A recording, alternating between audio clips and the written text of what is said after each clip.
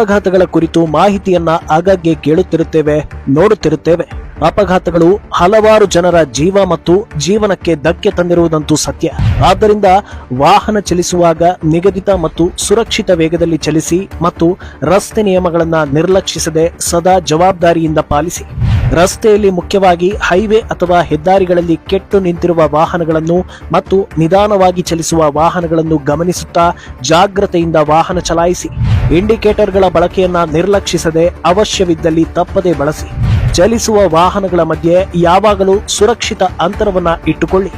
ವಾಹನ ಚಲಾಯಿಸುವಾಗ ಕೌಟುಂಬಿಕ ಅಥವಾ ಇನ್ನಿತರ ಯಾವುದೇ ವಿಷಯದ ಬಗ್ಗೆ ಯೋಚಿಸದೆ ಕೇವಲ ರಸ್ತೆ ಮೇಲೆ ಮಾತ್ರ ಗಮನವಿರಲಿ.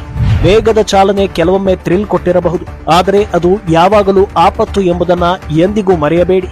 ಒಂದು ನಿರ್ಲಕ್ಷ್ಯದ ಚಾಲನೆ ಇಡೀ ಸರ್ವಸ್ವವನ್ನೇ ನಾಶ ಮಾಡಬಹುದು. ಎಚ್ಚರಿಕೆ. ನೆನಪಿರಲಿ, ಅಪಘಾತಕ್ಕೆ ಅವಸರ